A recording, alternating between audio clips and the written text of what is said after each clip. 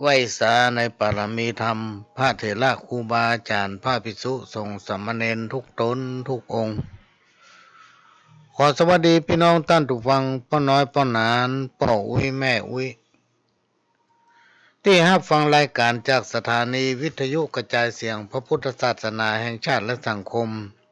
ขึ้นเพื่อการศึกษาพุทธศาสนาและวัฒนธรรม FM 104.50 เมกะเฮิรตซ์วัดไฝหินวัดไฝหินตำบลสุเทพอำเภอเมืองจังหวัดเชียงใหม่และก็ได้รับการอนุเคราะห์เมตตาจากท่านผู้อำนวยการทำร้ายสถานีพี่น้องท่านผู้ฟังก็ต้องขอกราบขอบพระคุณท่านผู้อำนวยการสถานีวิทยุล้านนาเชียงใหม่ท่านผู้อำนวยการสถานีวิทยุพัฒนาคุณภาพชีวิต FM 92.25 วัดหลวงประแดงมหาวิหารท่านผู้อำนวยการสถานีวิทยุ FM 98.75 คลื่นธรรมะของชุมชนวัดห้วยตองซักตำบลคลองเปาอำเภอจอมทองจังหวัดเชียงใหม่ท่านผู้อำนวยการสถานีวิทยุคลื่นมนต์เสียงธรรม 106.25 วัดบูพารามอำเภอแม่แจ่มจังหวัดเชียงใหม่ที่ได้ให้การอนุเคราะห์เมตตานำเอาเสียงรายการนี้เผยแผ่สู่พี่น้องท่านผู้ฟังแถมสถานีหนึ่งพี่น้องท่านผู้ฟังสามารถรับฟังรายการนี้ได้พร้อมกันถึง5 สถานีตั้งแต่เวลานี้ไปจนถึง6 โมงเมื่อแลงดำเนินรายการโดยเก้ากับผมพ่อหลวงสว่างธาตุอินจันทร์ประธานเครือข่ายกองทุนแม่ของแผ่นดินจังหวัดเชียงใหม่และ8 จังหวัดภาคเหนือรองประธานศูนย์ประสานงานกองทุนแม่ของแผ่นดินแห่งชาติประธานคณะที่ปรึกษาผู้ตรวจราชการภาคประชาชนด้านต่างๆจังหวัดเชียงใหม่ก็มาพบปะพี่น้องท่านผู้ฟังเป็นประจำทุกวันเสาร์ตั้งแต่เวลา4 โมงถึง6 โมงแมลง2 ชั่วโมงเต็มๆพี่น้องท่านผู้ฟังมันก็จะมีรายการ2 วันพี่น้องท่านผู้ฟังว่าติดทำตั้งแต่บ่ายโมงไปถึงว่าที่นี่บ่ายโมงไปถึงบ่าย3 โมง2 ชั่วโมงเหมือนกันสำหรับภาคกลางคืนนั้นช่วงนี้งด ก็ไม่ได้พบปะพี่น้องท่านผู้ฟังละในช่วงนี้พี่น้องท่านผู้ฟังตามข่าวที่มันมีขึ้นถึงวันนี้ก็คือไวรัสโควิดเตียวห้องว่ากินบ้านกินเมืองพี่น้องท่านผู้ฟังทั่วโลกที่ต้องประสบกับปัญหาไวรัสโควิดสายพันธุ์นั้นสายพันธุ์อันนี้ที่มันตั้งชื่อขึ้นมาใหม่เข้ามารอบ1รอบ2รอบ3แล้วก็ขยับไปเป็นรอบ4ก็มีหลายผู้หลายท่านพี่น้องท่านผู้ฟังที่ประสบปัญหานักป้าปั้นตามที่เราได้อ่านข่าว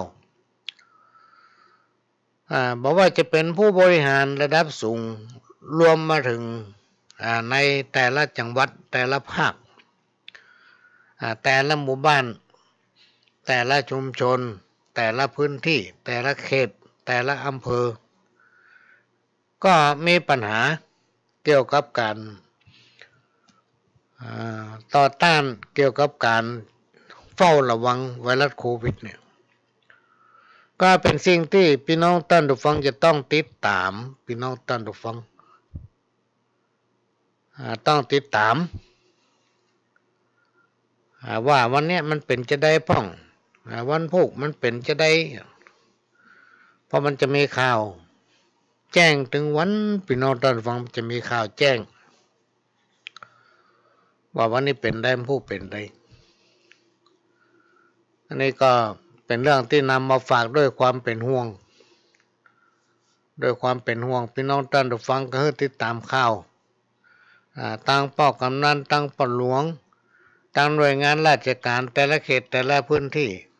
บอกว่าจะเป็นอบต.บอกว่าจะเป็นเทศบาลพื้นที่แจ้งประชาสัมพันธ์ ก็ปฏิบัติตามเนอะพี่น้องท่านผู้ฟังตามกระแสข่าวที่ในอ่านได้ฟังได้หันทั้งเฟซทั้งไลน์ก็ดีเพิ่นก็บอกว่ามันมาทางอากาศนะพี่น้องท่านผู้ฟังมันมาทางลม เพราะฉะนั้นถ้าประจำเป็นเนี่ยโดยเฉพาะผู้สูงวัยผู้สูงอายุ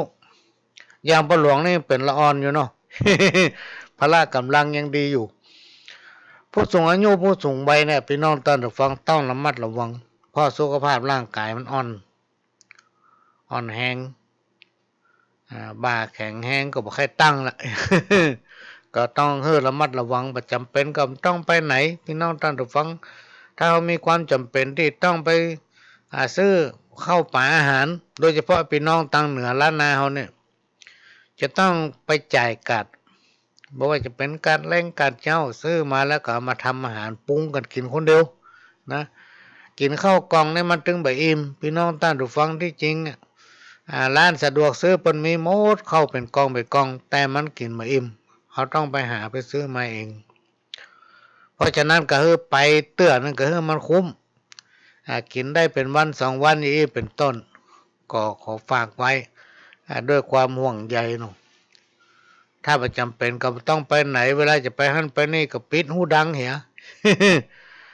มีคนไลน์มาหาเราพี่น้องท่านผู้ฟังบอกว่าโอ้ถ้าไปหาคนหลายๆแต่อย่างเงี้ยได้ปิดหูดังก็ยังเอาบ่อยู่เนี่ยเขาบอกว่าจะได้เขาบอกหยุดหายใจสักกำนี่เนาะ ก็นะครับแจ้งจากทางต้านผู้อำนวยการสถานีพี่น้องท่านผู้ฟังวันอาทิตย์ก็คือวันพรุ่งนี้งดรายการ1 วันเนื่องจากว่ามันเป็นวันพระ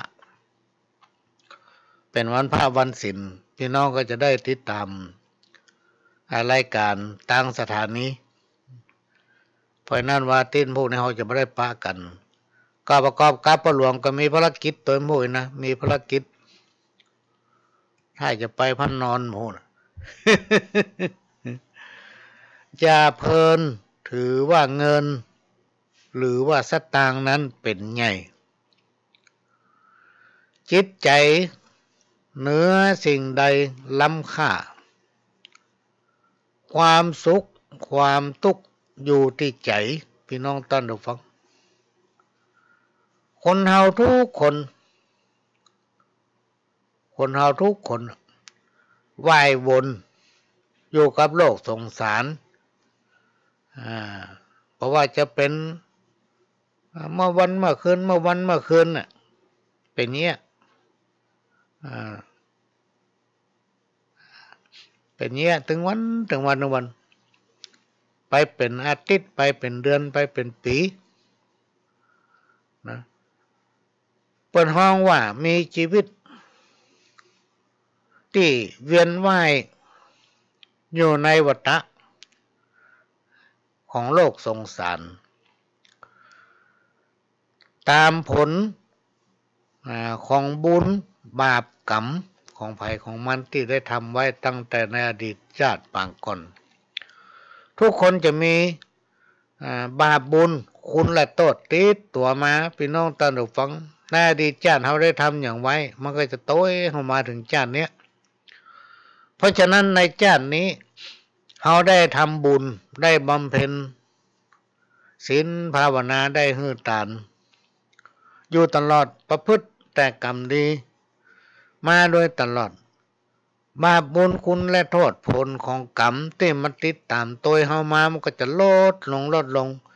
แล้วก็หายไปในที่สุดพี่น้องท่านผู้ฟังแต่ถ้าเฮาบ่เชื่อ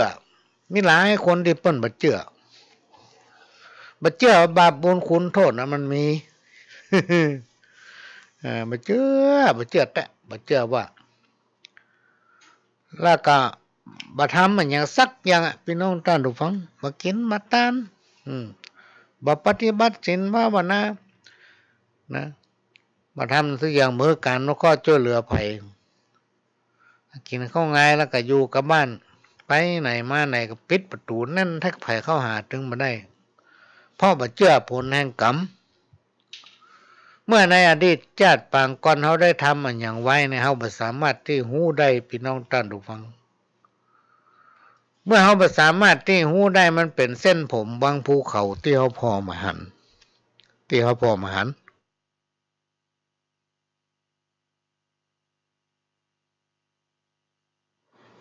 มันโตยเขาไปทุกหย่อมเนี่ยทุกพื้นที่มันจะโตยเขาไป ซึ่งเขาสามารถตีหูได้ว่าอันใดพ้องที่เขาได้ทำไว้ตั้งแต่อดีตชาติปางก่อนมาชาตินี้มันก็โตยเขามาตลอดโดยที่เขาก็หมูอันนี้ก็เป็นสิ่งที่นำมาฝากไว้พี่น้องท่านผู้ฟังคนเฮาทุกคน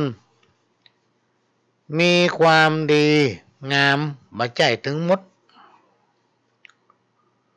คนเฮาทุกคนพี่น้องท่านผู้ฟังมีความดีเหมือนกันกู้คนแต่ว่ามันก็ต้องมีบดีพ่องหรือว่าจะต้องมีความบกพร่องจะต้องมีความบกพร่อง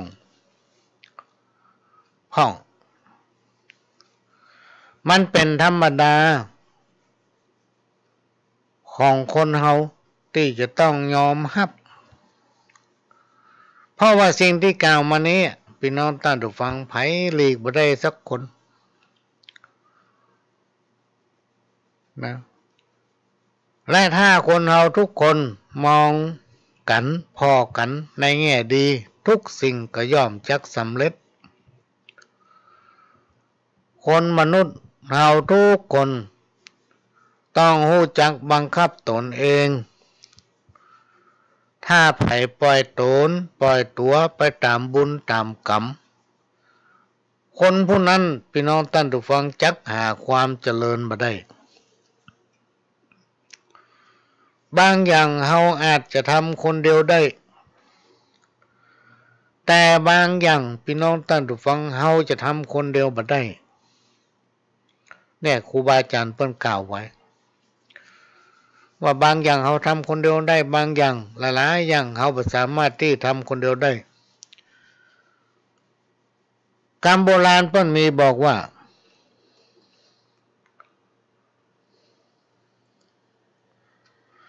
ไม้ต้นเดียวบ่เป็นกอปอต้นเดียวบ่เป็นเหล้าเนี่ยไม้ต้นเดียวเนี่ยเพิ่นมาห้องก่อพี่น้องท่านผู้ฟังมันต้องมีหลายๆต้น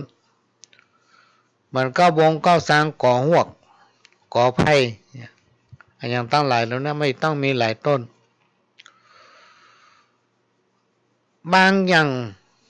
เราทำคนเดียวเขาได้แต่บางอย่างหลายๆอย่างเนี่ยทำคนเดียวไม่ได้เพราะฉะนั้นไม่ต้องมีความสมัครสมานสามัคคีจะต้องมีความร่วมมือร่วมใจจะต้องช่วยกันคิดช่วยกันสร้างช่วยกันทำมันจะสำเร็จไปได้ทุกอย่างสำเร็จได้โดยง่ายเนี่ยการลายมันเล่นเนี่ยคนเดียวอิดหิมตาย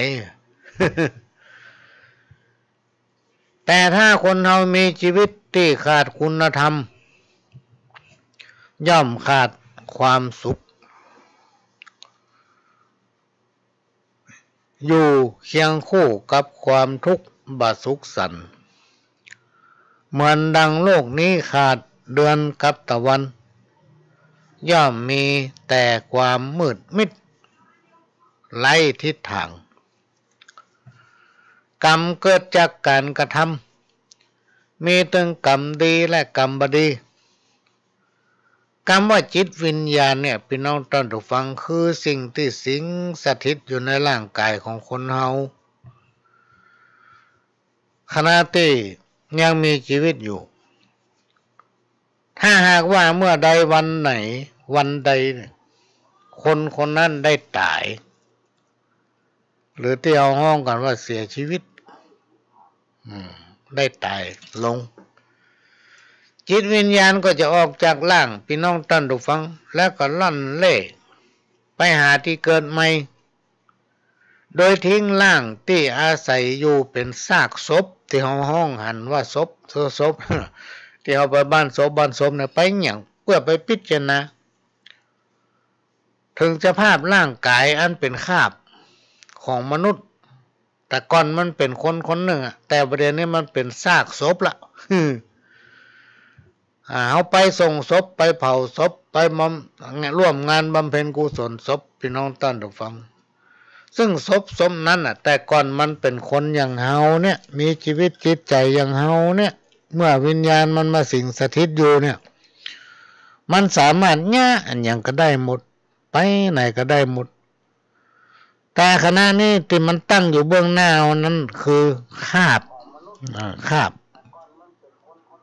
ของคนคนหนึ่งที่เปิ้นได้เสียชีวิตแล้วก็จิตวิญญาณที่แฝงสิ่งอยู่ในร่างนั้นได้ถอดไปเพื่อไปสร้างนะไปเปิ้นว่าจุติไปเกิดใหม่เนาะไปหาที่อยู่ใหม่ตามบุญของเปิ้นถ้าเปิ้นทำบุญนักก็ได้ไปอยู่ที่ดีถ้าเปิ้นบ่ได้ทำบุญนักก็ไปในที่บ่ดีนะทำห้องบ่ทำหลายก็ไปอยู่ในที่หนึ่งที่ใดที่หนึ่งนะอันนี้ก็เป็นเรื่องปกติธรรมดาที่เปิ้นให้เฮาพิจารณานะว่าคนเฮาเนี่ยเมื่ออยู่ดีสบายเนี่ยมีชีวิตอยู่ยังคนเนี่ยก็เป็นอย่างเฮาเนี่ยจะไปไหนก็ได้อยากกินยังก็ได้กินถ้ามันอิ่มก็ถึงกินบ่ได้นะนี่เป็นต้น แต่บัดเนี้ยมันเป็นซากไปละคืนร่างกายสู่ธรรมชาติกำเดียวเพิ่นจะเผาละสักกรรมมันก็กลายเป็นขี้เถ้าสักกรรมมันก็กลายเป็นขี้ดินต่อมามันก็จะกลายเป็นปุ๋ยคือหญ้าคือต้นไม้อย่างตั้งหลายเหล่านั้น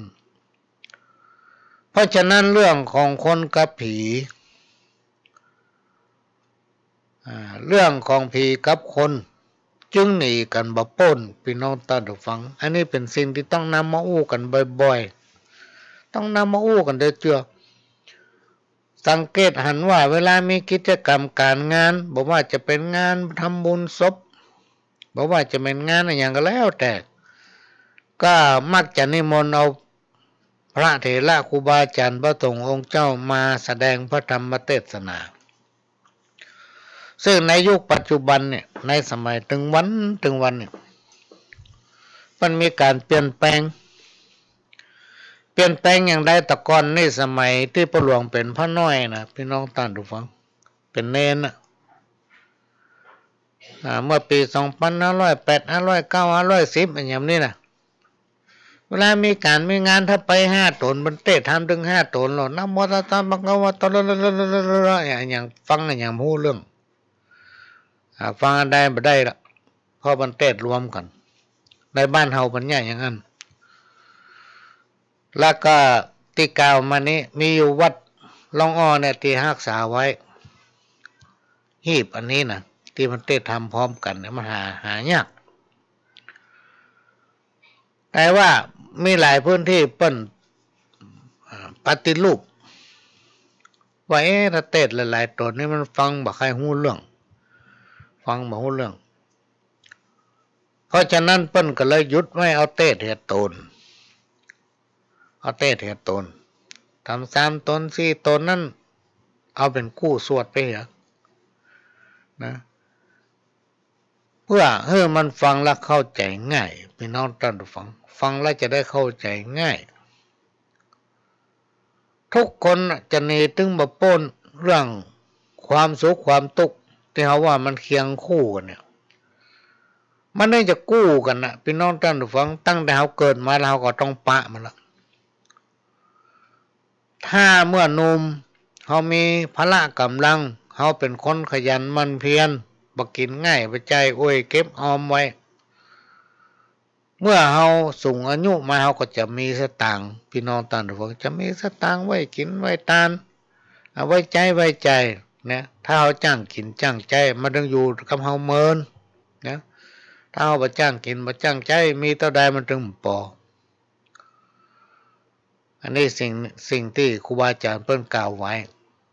เพิ่นมักจะทำความเข้าใจให้กับพี่น้องศรัทธาทายกทายิกาพ่อแม่ว่าความยุ่งยากเดือดร้อน ทั้งหลายที่มันเกิดขึ้นกับคนเฮานะหนึ่งมาจากกรรมเก่าที่เฮาได้ทำไว้อันที่สองก็คือกรรมใหม่ที่เฮาได้กระทำไว้ในชาตินี้ปางนี้สิ่งที่ละลืมบ่ได้ก็คือว่าถึงวันเนี่ยเฮาได้ย่าอย่างไปพ้องได้ทำมันอย่างไปพ้อง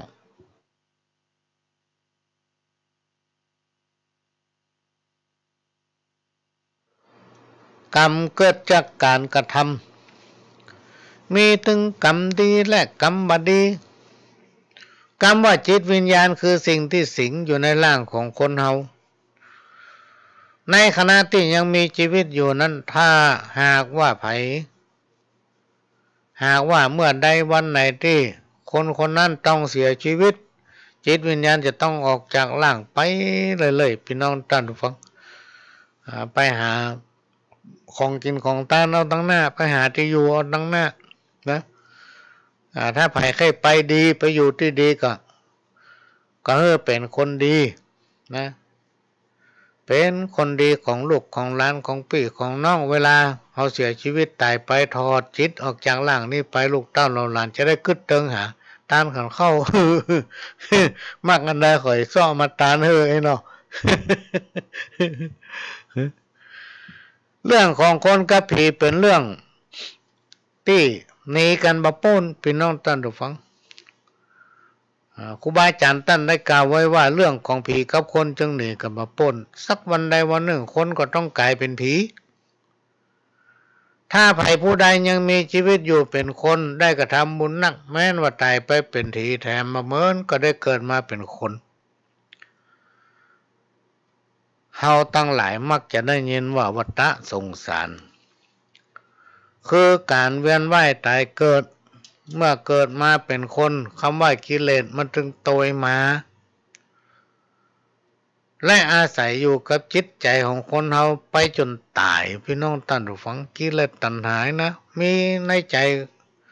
แฝงอยู่กับตัวของคนเฮาทุกคนแต่มันจะมีนักมีน้อยแต่อันน่ะแล้วแต่เราจะข่มจิตข่มใจจะเอาธรรมะมาประดับจิตใจประดับสติปัญญาและข่มมันทิฐิความโลภความอย่างนั้นมันลดน้อยหายไปด้วยเหตุนี้ครูบาอาจารย์ท่านได้กล่าวไว้ว่ากรรมดีกรรมบดีกิเลสตัณหาอยู่ในตัวของคนเฮาทุกคนนะก็จะเอานิทานเรื่องหนึ่งมาเล่าในอดีตการเมินมาแล้วมีนายพรานคนหนึ่งเดินทางเข้าไปยังป่าหิมพานต์ขณะที่เดินอยู่นั้น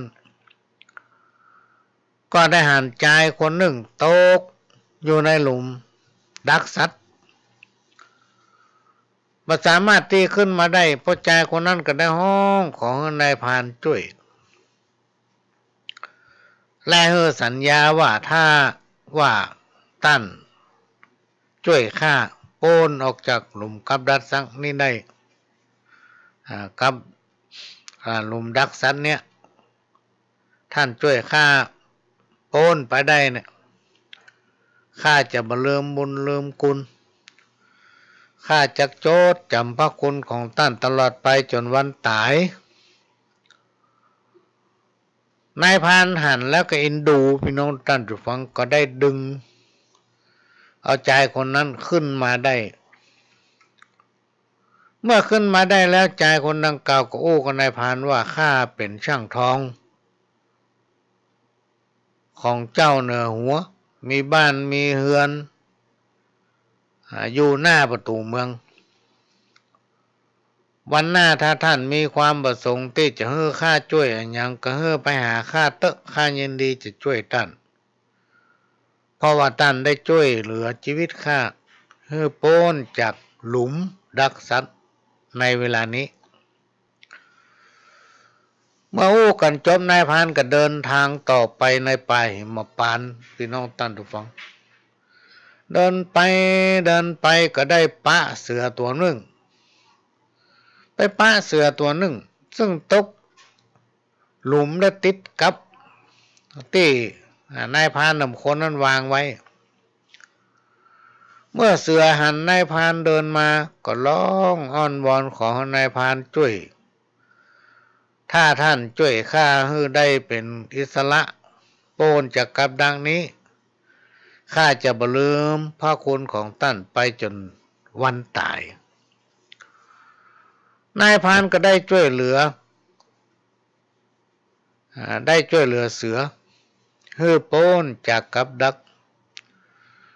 เมื่อโปนเลือเสือก็อู้ว่าดูก่อนนายพรานผู้มีใจบุญบอกว่าท่านจะไปที่ไหนไกลหรือว่าใกล้เมื่อท่านได้ต้องการความช่วยเหลือจากข้าขอให้ห้องหาข้าเถอะข้าจะไปช่วยเหลือท่านจากนั้นนายพรานก็เดินทางต่อไปได้สักพักหนึ่งก็ไปป้างูตัวหนึ่งตกอยู่ในบ่อไม่สามารถจะขึ้นมาได้งูก็ได้ห้องขอร้องให้นายพรานช่วยนายพรานก็ได้ช่วยดึงเอางูตัวนั้นขึ้นจากบ่องูก็บอกให้นายพรานว่าเวลาใดก็ตามถ้าท่านผู้ใจบุญต้องการเจอข้าช่วยเหลือขอให้ห้องข้าเถอะข้าจะไปช่วยท่านต่อมาเวลาผ่านไปเมินนักแก่พี่น้องท่านทุกฟังหลายเดือนแล้วนายพรานกับมันนึกอยากจะทดลองพอน้ำใจของคนและสัตว์ที่ตนเองได้เคยช่วยเหลือชีวิตถึงสัตว์และคนก็ได้ให้คำมั่นสัญญาไว้ก็มานึกถึงเสือแต่ก่อนที่เสือจะมาตกหลุมกับดักนั้นเสือตัวเนี้ยพี่น้องท่านทุกฟังได้ไปคบหรือว่าได้ไปกัดไปฆ่าพระโอรสของพระราชาจนสิ้นพระชนม์เมื่อเวลาผ่านมาหลายวันหลายเดือนหลายปี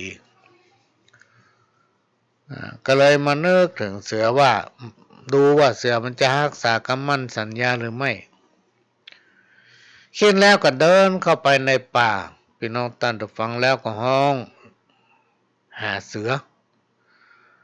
สักกำเดียวเสือก็มาพร้อมกับกาบเอาสายสร้อยทองมาให้นายพรานก็เอาสร้อยทองเส้นนั้นกลับมาที่บ้านคิดว่าจะเอาสร้อยนั้นไปขายที่ไหนแต่ก็บอกว่าสร้อยนั้นไปขายที่ไหนได้จะได้ราคาเท่าใดมันเป็นสร้อยทองแต่ก็ว่ามันใช่แต่ไม่ได้ในมันจุบก็มีนะพี่น้องท่านทุกฟังทองเก๋ก็มานึกถึงช่างทองที่ตนเองได้เคยช่วยเหลือไว้พอตกทำวันหนึ่ง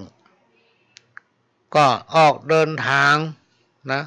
ไปหาช่างทองที่หน้าประตูเมืองบ้านของแกจะอยู่ที่หน้าประตูเมืองเมื่อไปถึงก็เอาสร้อยยื่นให้ช่างทองพอเพื่อจะสอบถามว่านี่มันเป็นทองแท้ก็ว่าเป็นทองเก๊เป็นทองปลอมพี่น้อง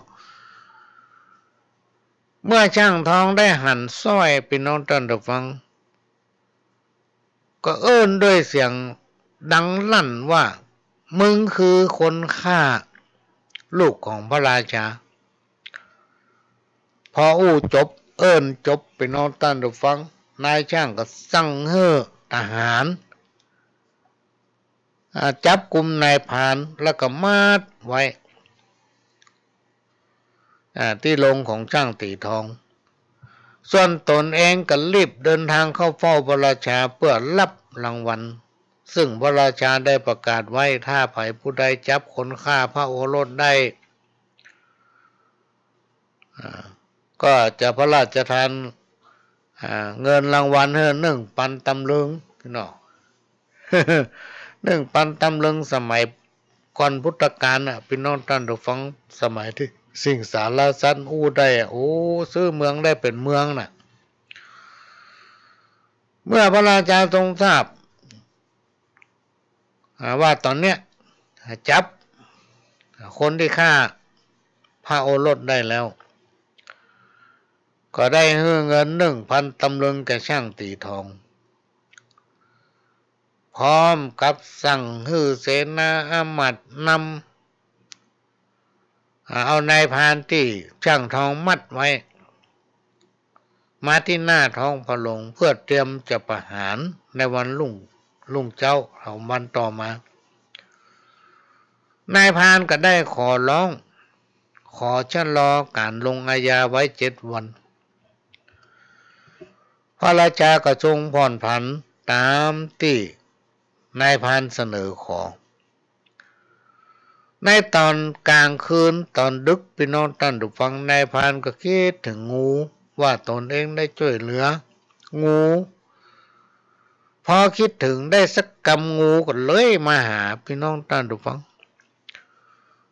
และก็ได้นำเอายตาบอดมาให้มันจะมียาอยู่2 อย่างพี่น้องท่านผู้ฟังถ้าเอาจิหิมตาแล้วตาจะบอดและถักยาทำอันหนึ่งก็คือถ้าเอาจิตาแล้วจะมองหันเอามาให้ในพรานเอายาที่มองหันนะให้ส่วนยาที่จิราตาบอดนั่นน่ะงูเอาเลยขึ้นไปบนปราสาทกลับไปถึงที่นอนของพระมเหสีก็เอายาที่ทำให้ตาบอดน่ะไปจิพระเนตรจิแก่นตาของพระมเหสีขณะที่เป็นบรรทมหรือนอนอยู่หลับพอตื่นเจ้ามาพี่น้องท่านผู้ฟังพระเนตรหรือว่าตาของพระมเหสีนั้นบอดพระราชาก็มีรับสั่งให้เสนาอามาตย์ให้ทหารถึงหนถึงหมอนะพี่น้องท่านผู้ฟังถึงบ้านถึงเมืองปกเป่าหาหมอมายารักษาพระเนตรของพระมเหสีไผผู้ใดก็บ่สามารถมารักษาได้หาหมอมารักษาจนหมดเมืองพี่น้องท่านผู้ฟังไผก็รักษาบ่ได้ต่อมาพระราชาทรงนึกได้ว่ามีนายพรานคนหนึ่งติดมัดอยู่ในท้องพระโรงเขาเป็นนายพรานเชี่ยวชาญตั้งป่าเขาลำเนาไพรเนี่ยเขาคงจะมีสมุนไพรมียาดีมาช่วยเหลือรักษาพระเนตรรักษาดวงตาของพระมเหสีได้เมื่อนึกได้พระองค์ก็สั่งให้เสนาอามาตย์นำเอานายพรานที่มัดไว้ในท้องพระโรงเข้ามาหามาเฝ้าและก็นำเอาตัวนายพรานนั้นไปยังที่ประทับของพระมเหสีนายพรานก็บอกว่ากำเดียวกันจัดการให้กันแอบนำเอายาที่งูเอาไว้ให้มาปิดตรงพระเนตรของพระมเหสีในขณะนั้นพี่น้องท่านผู้ฟังพอพระเนตรดวงตาของพระมเหสีถูกต้องกับยาที่ทำให้ตาหันตาดีนะทำให้ดวงตาของพระมเหสีดีหันเหมือนปกติธรรมดาพระราชาทรงมีพระราชประสงค์ที่จะพระราชทานรางวัลให้แก่นายพรานได้โอกาสก็กราบทูลเรื่องสายสร้อยที่เขาได้มาให้พระองค์ทรงทราบได้เล่าว่าตัวยาที่ตนเองนำมารักษาพระมเหสีได้มาจากงูที่เขาได้ช่วยชีวิตไว้ส่วนช่างตีทองเป็นคนในตระกูลและเห็นแก่เงินรางวัลเต้าอั้นบันนึกถึงบุญคุณที่ข้าได้ช่วยเขาไว้เมื่อพระราชาทรงทราบจึงมีรับสั่งให้จับช่างตีทอง และลงโทษประหารชีวิตเพื่อมาให้เป็นเยี่ยมยังแก่คนและสัตว์ต่อไปนี่ก็คือเรื่องของความที่มูจักกล้าของคนเป็นคนที่มีความอกตัญญูมูจักกูลคนทำเรื่องนึงพี่น้องท่านผู้ฟังเรื่องนายพรานตกเบ็ดกับกาในสมัยก่อนพุทธกาลตะกอนมอนมาแล้วเนี่ยพี่น้องท่านผู้ฟังหลายพันปีนะ ก่อนพุทธกาลหนูสิ่งล่าสัตว์ก็ไม่ก็เต่ามันอู้ได้หรอพี่น้องท่านผู้ฟังถ้าเป็นในอย่างในยุคเฮาปัจจุบันนี้ไม่ได้กินอย่างว่าอยากกินปลาแคบจะไปเก็บปลาแคบมานึ่งจะไปเก็บเฮาเจ็บจะเอาบักแข้งมาต่ำสักกำ เอาบักเขือมันน้อยมาต่ำสักกำเก็บก็ไม่ได้มันเดือดร้อนยิ่งนอซ้ำให้กันจะไปเอานอมาแกงสักกำปลากันเดือดเศร้ากันนอจะไปเนี่ยจะไปเนี่ยไม่ได้กินอย่างแล้วในสมัยก่อนพุทธกาลพี่น้องท่านฟังมีนายพรานคนหนึ่งไปตกเบ็ดในลำห้วยแห่งหนึ่งในการครั้งนั้นยังมีพญากาตัวหนึ่งกาตัวนี้เป็นเทพสถิตอยู่บนสวงสวรรค์ได้ปฏิบัติตนผิดกฎของสวรรค์จึงต้องลงมาใส่อยู่ยังโลกมนุษย์สอดเสาะหากินเหมือนกับสรรพสิ่งบนโลกกว้างได้จำแรงแปลงกายเป็นกาตัวใหญ่เท่ากับหงส์พักอาศัยอยู่ใกล้ๆลำห้วยในป่าหิมพานต์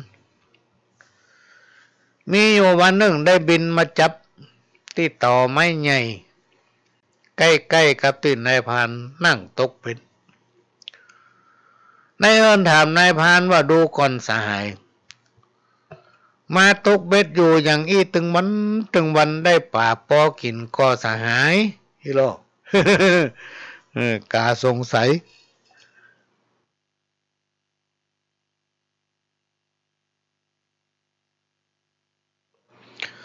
นายพรานก็ตอบไปว่า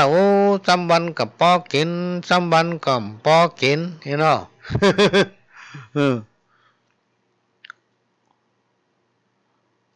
ขณะที่ตอบไปก็นึกในใจว่า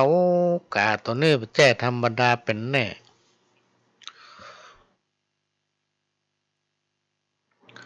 จะต้องเป็นกาที่มีความวิเศษ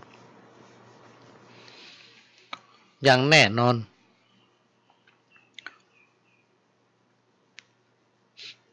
ก็เลยเอิ้นไปว่าเพื่อนเฮ้ยข้ามาหูจะไปทำมันอย่างกินเที่ยวไปตกเบ็ดไปเป็นวันจับซ้ำวันก็ได้กินจับซ้ำวันก็ไม่ได้กิน ที่จริงใจของข้าเนี่ยก็นึกอินดูสงสารป่าทั้งหลายก่อนที่จะตกเบ็ดข้าได้อธิษฐานว่าหากป่าตัวใดถึงเวลาตายขอให้มาติดเบ็ดข้า ตัวใดที่มาถึงเวลาตายก็ต้องมาใกล้เบ็ดข้าเนอะพ่อหมอหูจะไปทำอาชีพอย่างกินข้าก็ไปจ้างอย่างจำเป็นต้องยึดอาชีพตกเบ็ดหาเลี้ยงชีพไปเป็นวันกาได้ฟังก็ตอบก็เหมือนกับข้าเนี่ยบางทีก็ได้กินอิ่มต้องบางทีก็ไม่ได้กินเลยเอาอย่างนี้เรามาเป็นเพื่อนกันเฮียบดีกานายพรานก็ตอบว่าดีกับเพื่อนเอามาเป็นเพื่อนกันดีกว่ากล่าวแล้วนายพรานก็ม่อนอกม่อนใจที่มีเพื่อนเป็นกาอยู่มาวันหนึ่งกาถามนายพรานว่าสหายเฮ้ยสหายอยากจะเป็นพญาเจ้าเมืองก่ออีโลก นายพรานก็ตอบว่าเมื่อสหายอยากใครเฮือข้าเป็นพญาเจ้าเมืองข้าก็ให้เป็นนะเนาะถ้าสหายหันว่าสมควรได้เป็นข้าก็ยินดีจะได้มานั่งตกเบ็ดถึงวันอย่างที่หัน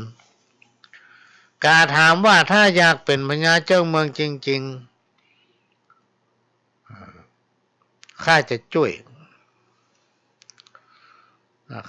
ยเพราะว่าเวลานี้ที่นครปราณสีมันมีพญาเจ้าเมืองพญาเจ้าเมืองได้สวรรคตไปได้3 วันเนี่ยหากท่านได้เป็นพญาเจ้าเมืองแล้วท่านจะต้องเลี้ยงดูข้าเนิ่น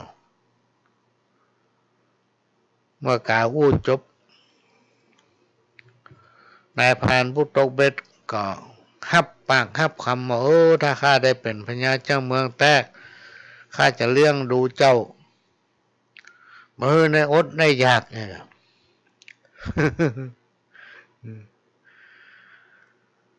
ต่อมาพี่น้องตั้งแต่ฟังฝ่ายกาหันว่านายพรานเนี่ยอยากจะเป็นพญาเจ้าเมืองแต่เมื่อกำมั่นสัญญากันแล้วก็เอาพรานผู้ตกป่าได้ขึ้นนั่งหลังปาบินไปยังเมืองปาราณสีเมื่อบินไปถึงเป็นเวลาใกล้รุ่งแจ้งหมู่คนทั้งหลายปากันรับสนิทหมดแล้วกาจึงปาเอาพรานตกเป็ดเนี่ยไปลงที่ข้างปราสาทส่วนกาก็เข้าไปในปราสาทตรงเข้าไปกราบเอาพระบรมศพของพญาเจ้าเมืองนั้นแล้วก็ไปทิ้งนอกเมืองติดรับตาคน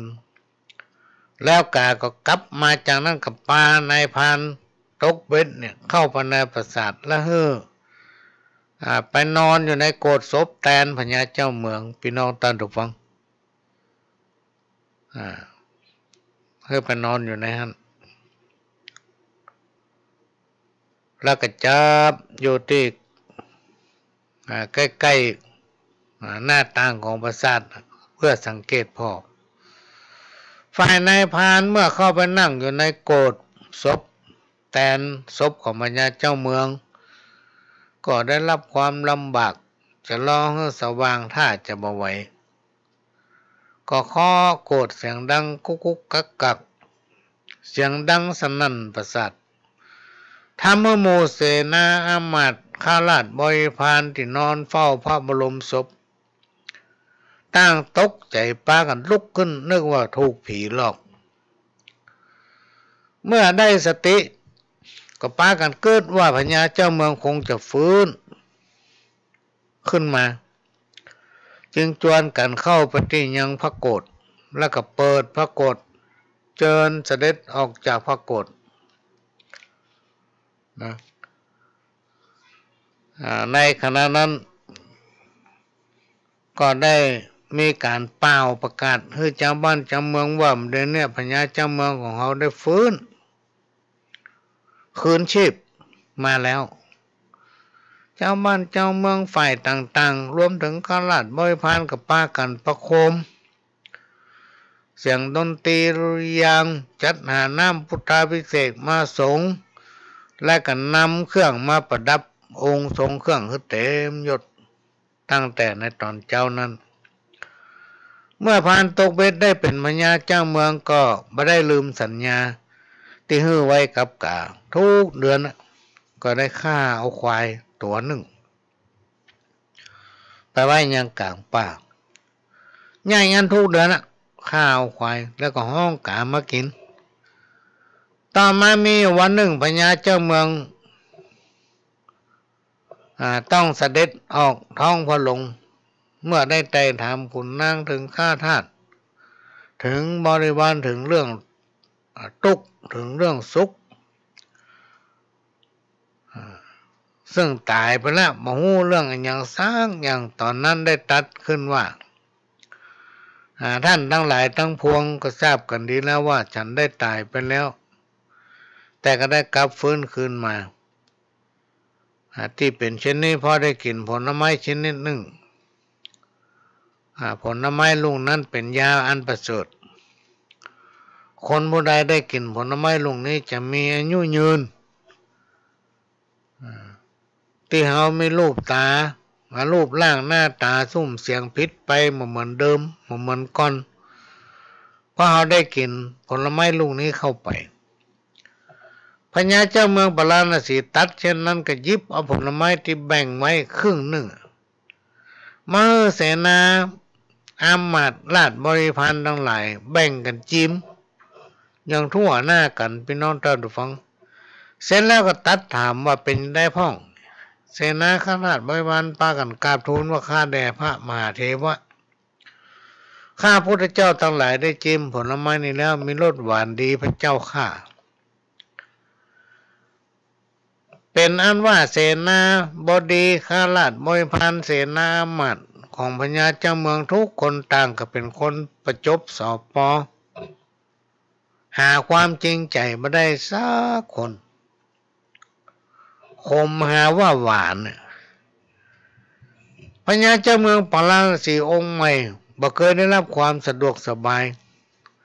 และบ่เคยหันพวกนางสนมกำนันมากมายอย่างนี้มาก่อนหลงไหลในราชสมบัติต่อมาก็ลืมความทุกข์ความยากลืมคำมั่นสัญญาที่เคยให้ไว้กับพญากาฝ่ายพญากาได้รับความอดอยากก็ไปหากินในถิ่นอื่นบางวันก็ได้กินบางวันก็ไม่ได้กินพญากานึกโกรธพานตกเบ็ดที่ลืมสัญญากับตัวเก่าต่อมาวันหนึ่งกาก็บินมาหาพญาเจ้าเมืองปาราณสีแล้วก็กล่าวขึ้นว่าข้าแด่มหาราชเจ้าข้าพเจ้าได้ไปหันแก้วมณีดวงหนึ่งมีคุณวิเศษมากมายหากผู้ใดได้ถือก็จะสามารถเหาะเหินเดินอากาศได้ข้าพระเจ้าจะนำมาถวายก็หมดปัญญาด้วยสกุลของข้าพุทธเจ้านั้นเป็นเพียงกาอันต่ำสักหากพระองค์จะเสด็จไปข้าพุทธเจ้าจะขอนำทางไปจนถึงที่พญาเจ้าเมืองปาราณสีดีใจและก็เกิดความอยากได้จึงเสด็จขึ้นบนหลังกาพี่น้องท่านผู้ฟังหวังจะให้กาปาไปเอาแก้วมณีอันวิเศษดวงนั้นกาก็ปาพญาเจ้าเมืองปาราณสีบินไปและก็ปามันยังลำห้วยที่นายพรานเคยนั่งตกเบ็ดตั้งแต่เวลานั้นเป็นต้นมาพญาเจ้าเมืองปาราณสีผู้ลืมบุญคุณของพญากาก็กลับมาเป็นคนตกเบ็ดเหมือนเดิมพี่น้องท่านผู้ฟัง เนี่ยลืมบุญคุณคนลืมบุญคุณคนตึงได้พี่น้องท่านผู้ฟังมีอยู่ช่วงหนึ่งในคณะที่ไปทำภารกิจในต่างจังหวัดก็ได้มีโอกาสสนทนากับท่านผู้รู้ท่านหนึ่งซึ่งได้พบปะกันในสมัยบวชเป็นพระท่านผู้นี้แม้ว่าจะศึกขาลาเพศไปแล้วก็ยังสนใจเรื่องธรรมะไปไหนมาไหนพบปะไผก็จะชวนอู้ธรรมะอู้ถึงเรื่องบาปบุญคุณและโทษเล่าถึงประสบการณ์ว่าในอ่านได้ฟังว่าเรื่องของกรรมชั่วนั้นมันน่ากลัวยิ่งกว่าเรื่องของผีเพราะว่าผีไม่ได้ทำอะไรอย่างให้กับเฮาแค่แสดงตนให้หันให้เฮากลัวต้องอันแต่กรรมบดีเนี่ยมันแสดงตนออกมาให้เฮาหันเฮาจะต้องจดใจกรรมนั้นที่เฮาได้ทำบาปบุญคุณและโทษหรือว่ากรรมมันบ่ปราณีไผโดยเฉพาะการทำบาปทำกรรมด่าพ่อด่าแม่ด่าสมณะจีพรามด่าตุเจ้าด่าพระด่าเน้น ตายไปเกิดเป็นเปรตตัวสูงเร็วยาวเหมือนต้นตาลปากน้อยเดียวมีหูเต้าหัวหูเข็มกินอาหารหรืออย่างเข้าไปกับหูจักอิ่ม นะเมื่อไปปะกันมานั่งอู้กันสักพักหนึ่งช่วงหนึ่งที่บ้านใกล้ๆบ้านผมแกอู้มีคนตายญาตินิมนต์พระไปเทศน์ผมได้ยินเสียงพระเทศน์ผมจำได้ต่อหนึ่งว่าพระมาลัยมหาเถระท่านเป็นพระอรหันต์ผู้มีฤทธิ์ได้ลงไปยังเมืองมรหกเมืองมรหกก็คือเมืองคนบาปเมืองคนใจดำท่านได้พบหันความทุกข์ยากความลำบากแสนสาหัสของสัตว์นรกเหล่านั้นพ่องก็โดนถีบลงไปอยู่ในกระทะทองแดงโดยมีเจ้าหน้าที่คอยดูแลนะขุมนรกนั้นอย่างเข้มงวดวิญญาณได้ปีนขึ้นมาบนขอบกระทะ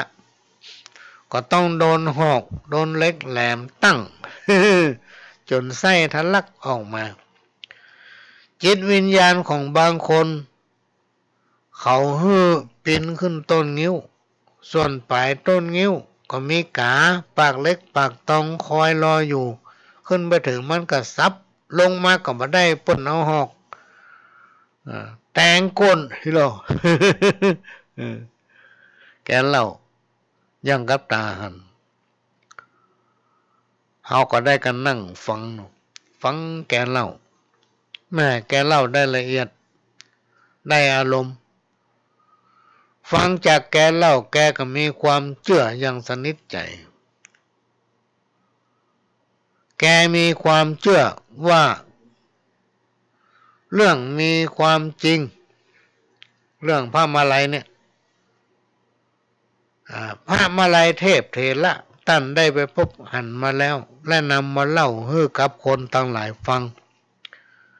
เป็นการเตือนสติคนมนุษย์ทั้งหลายว่าอย่าทำบาปอย่าก่อกรรมกระทำเวรพร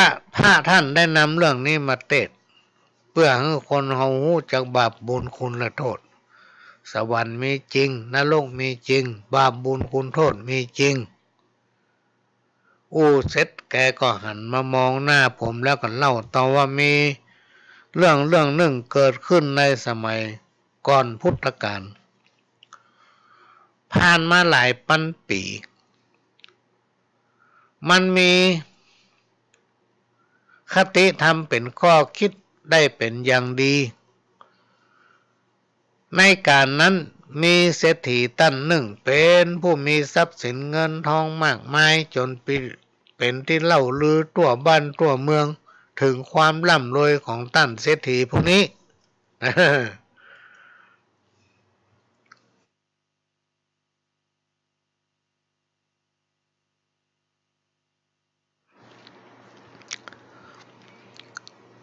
แต่ว่าเศรษฐีคนที่กล่าวมาเนี่ยพี่น้องท่านผู้ฟังเป็นคนขี้เหนียวนะเป็นคนขี้เหนียวมากินบาตานมาเริ่มใส่ในพุทธศาสนา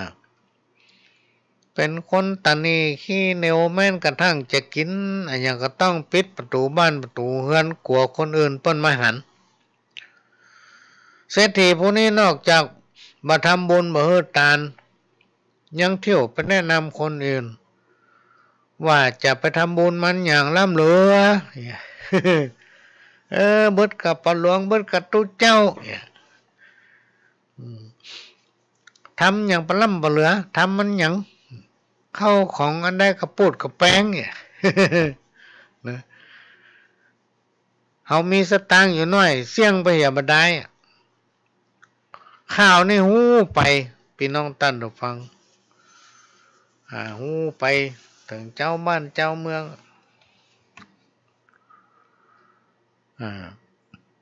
ว่าต้านเศรษฐีคนเนี้ยโจมตีว่าถ้าไผรักษาศีลนะ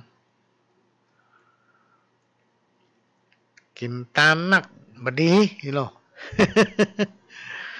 นอกจากตนเองบ่ทำบุญแล้วยังเที่ยวไปว่าเปิ้นคนอื่น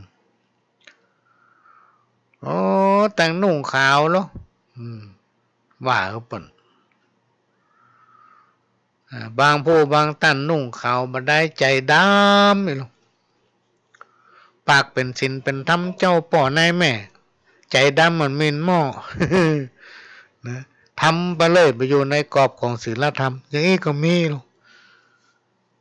นะว่าเขาเปิ่นสปะนอกจากตนเองบัทำแล้วว่าเขาเปิ่นเสียหายเศรษฐีพวกนี้ได้ต่อมาได้ตายไปพี่น้องท่านฟังจิตวิญญาณออกจากร่างล่องลอยไปเลยหาติยุตติย่างบ่ได้ด้วยผลกรรมที่ได้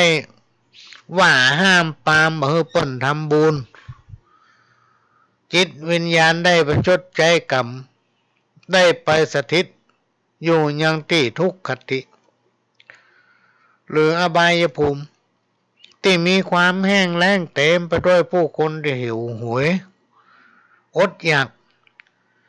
มีแต่ความแห้งแล้งกันดานบ่มีน้ำดื่มน้ำใจต้นไม้เส้นหญ้าก็มีเป็นที่โล่งเตียงอาหารการกินก็มีเวลาฝนตกก็เปียกหมดมีห่มเพื่อหลบฝน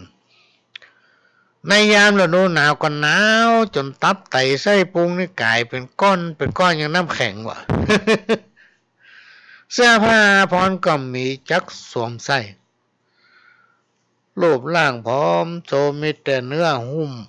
แล้วมีแต่หนังหุ้มกระดูกพอหันซี่โครงทุกซี่ตัวก็เริ่มหยุดสูงขึ้นเต่าก็ต้นตาลผิวหนังหยาบกระด้างมีตุ่มปูดขึ้นเป็นตุ่ม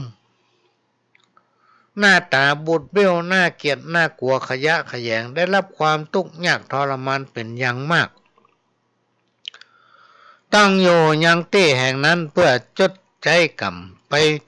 ทำลายชั่วอายุคนในเวลาต่อมาพี่น้องท่านผู้ฟังในค่ำของคืนวันเดือนเพ็ญพระจันทร์เต็มดวงได้มีคาราวานเกวียน500 เล่มเกวียนบรรทุกสินค้าเพื่อจะไปขายต่างบ้านต่างเมืองกำลังเดินทางกลับมายังเมืองสาวัตถีคณะของลำเกวียนบรรทุกสินค้าไปขายเสี่ยงบรกลับมาได้ผ่านมาตั้งนั้นคณะนั้นเปรตเศรษฐีดังกล่าวได้เดินผ่านมาตั้งนั้นพอดีและก็ได้ปรากฏตัวเพื่อจะขอส่วนบุญด้วยความหิวกระหายเต็มที่เดินโซซัดโซเซแล้วก็ล้มลุกคุกคานนะลงเสียงดังสนั่นดุดเหมือนกับต้นตาลก้นพวกพ่อค้าตั้งหลายหันดังนั้นก็เข้าไปถามที่ท่านเป็นอย่างเงี้ยท่านเป็นไผทำไมรูปร่างหน้าตาน่าเกลียดน่ากลัวอย่างนี้เปรตเศรษฐีผู้ตรงยากได้กล่าวตอบว่าท่านผู้เจริญทั้งหลายตัวข้าเนี่ยเป็นเปรตผู้ที่ได้รับความทุกข์ยากแสนเข็ญอดข้าวอดน้ำมาเป็นเวลาหลายปีข้าวสักเม็ดก็ไม่เคยตกถึงต้องน้ำสักหยดก็ไม่เคยได้กินข้าหิวเหลือเกินกลุ่มพวกก้าเกียนกับปากันลุมถามเมื่อชาติที่แล้วท่านเกิดเป็นมนุษย์ท่านได้ทำบุญอันยังไว้ห้องพอตายแล้วต้องมาเป็นเปรตได้เสวยทุกข์เวทนาอย่างนี้เศรษฐีก็ตอบว่าโอ้เมื่อข้าเป็นคนมนุษย์ข้ามได้ทำบุญอันอย่างว่าให้คนที่เปิ้นทำบุญด่าตุเจ้าพ่องเล่าขวัญปุจานพ่องเนี่ย ด่าพระด่าเน้นไปกินของวัดของวาพ่อง เล่าขวัญปุจานเล่าขวัญตุเจ้าแล้วเปิ้นเฮือตัวประโยวัดตัวกำไปเปิ้นกินเปิ้นตานก็ว่าเฮือเปิ้นเป็นคนใจแคบเป็นคนที่ตะนีที่เหนียว แน่ไก่ทำลายเปิ้นตัวเองบัดตาลแล้วก็ทำลายว่าเฮ้เปิ้นขอให้อิจฉาคนที่เปิ้นมีบุญนะก้าวกำให้สมณะจีพามต่อมาข้าได้ตายจากโลกมนุษย์ก็เลยได้มาใจกรรมอย่างถึงวันเนี่ยไม่ได้กินเสวยวิบากกรรมเป็นสัตว์นรกทำลายชาติขอให้ท่านทั้งหลายจะได้ทำความชั่วเหมือนข้าบอกว่าจะในที่รับที่แจ้งการกระทำทุกอย่างบ่มีภัยหนีพ้นเมื่อตายไปจะต้องจดใจกรรมเหมือนกับข้าเนี่ยแล้วล่างเป็ดเศรษฐีก็หายวับไปเมื่อกลุ่มปกกาเกวียนทั้งหลายกลับมาถึงบ้านของตนก็ได้เอิ้นบอกบรรดาญาติฟังเศรษฐีที่เป็นเป็ดเล่าแล้วก็มาญาติเขาฟังได้จักจวนเพื่อกระทำความดีบดีดาตุบดีเล่าควันปูจานนี่นะปัญญาอย่างก็ช่วยเหลือเปิ้นตามกำลังเขาทำความดีไว้เป็นตัวอย่างกับลูกกับหลานจะบ่ได้เป็นเป็ดจะบ่ได้ตะลงกรรมวิบากนะจะมีความสุขถึงทางกายทางใจกรรมบดีเนี่ยพี่น้องท่านผู้ฟังนำมาแต่โทษบ่มีประโยชน์มาเป็นมงคลส่วนกรรมดีเป็นสง่าราศีแก่ตัวเป็นสิริมงคลแก่ตนทั้งภพนี้และภพหน้าในกาลละครั้งหนึ่งสมัยพุทธกาลพี่น้องท่านผู้ฟังนี่มาถึงสมัยพุทธกาลได้มีอุบาสกอุบาสิกาสองสามีภรรยาถึง2 คนนี่เป็นคนใจบุญได้ทำบุญสูญตานบ่ได้ขาดถึงผัวถึงเมียถือสัจจะพี่น้องท่านผู้ฟังจะว่าอันยังนะ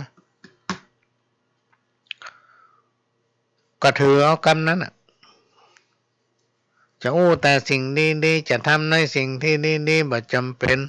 เวลาเราทำความดีบ่จำเป็นต้องมาอวดมาไปไผฟังทำไปถือสัจจะมาเบียดเบียนไผมากินของเปิ้นมาอิสาการร้อนไผหู้จักปล่อยวางมีความพอเพียงอยู่ในใจของตัวเก่ายินดีมาหันคนอื่นเปิ้นได้ดีนะตุกใจมาหันคนอื่นเปิ้นตุกเมื่อสิ้นอายุไขจากโลกมนุษย์ถึง2 ผัวเมียเนี่ยพี่น้องท่านฟังได้ไปเกิดบนสวงสวรรค์เทวโลกมีสมบัติทิพย์และมีนางเทพพยดามากมายอ้อมล้อมพระมหาโมคคัลลานเถระได้ไปจาริกในเทวโลกได้พบได้ปะ2 สามีภรรยาและก็ได้สอบถามว่าท่านทั้งสองได้ทำบุญอะไรยังถึงได้มาเกิดบนวิมานแห่งนี้มีบริวารนักหนาปาปั้นเป็นพันเป็นหมื่นข้าถึง2 คนได้ทำบุญฮือทานรักษาศีลและถือสัจจะเนาะทำแต่พี่น้องท่านผู้ฟังได้ไปเกิดบนวิมานอันนี้ก็เป็นเรื่องที่นำมาเล่ามาสู่กันฟังพี่น้องท่านผู้ฟังเพื่อนำประดับสติปัญญาเนอะพี่น้องท่านผู้ฟังมนุษย์แก่แต่กายมีหลายมีนักเต็มตัวห้องโลกาแก่รวยพันล้านแก่การศึกษาแก่เกินตำราสอดหามาแท่งพ่องแก่หัวงอกป้อข่าวสาวเสาบอนฮักเพราะมันแก่เหี่ยวแห้งหนังยาน